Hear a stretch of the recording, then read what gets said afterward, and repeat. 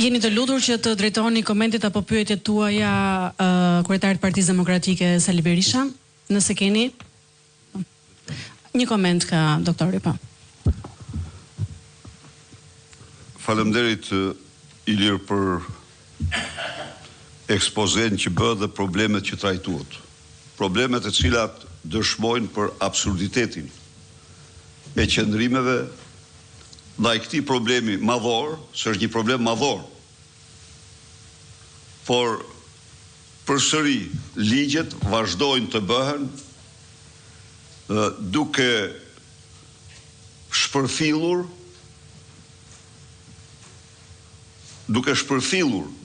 kontributin e pensionistëve, duke ju mohuar vite pune në mënyrë antiligjore, antikushtetuese dhe arbitrare, duke vendosur norma të cilat nuk përputhen as me ligjet, as me moralin e kësaj shoqërie. Ndaj dhe ne vendosëm për t'u dhënë një përgjigje fillestare të parë pensionin minimumin jetik 200 euro për çdo shqiptar. Dhe pastaj ju garantoj se të gjitha këto ligje do të amendohen, do të ndryshohen dhe të gjithë pensionistëve do t'u njihet vjetërsia e tyre pa u mohues me 18 vjeçë, me norma, me vite, me afate të tilla të cilat nuk kanë ekzistuar në Kodin Civil të Kosovës dhe kanë realitet tjetër. Pensioni social do të bëhet vërtet i drejtë dhe social. Natyrisht, fitimi i këtij pensioni nuk do jetë 70 vjeç, por do ulet kjo moshë, do ulet. Dhe edhe këtu, një përgjigje merr minimumi jetik. Minimumi jetik. Pas vendosjes minimumit jetik, atëherë do bëhet çdo gjë për zhdërvjellësinë e plot të skemës së pensioneve, kategorive. Është fol gjithnjë për pensione minatorëve. Faktikisht nuk është arritur ajo që është premtuar. Për pensione të kategorive tjera, pra, pas vendosjes minimumit jetik dhe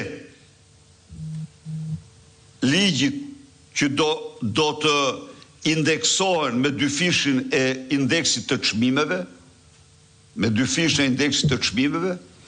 do të filloj, do të nis, do të zhdërvjellësohet i gjithë legjislacioni i pensioneve.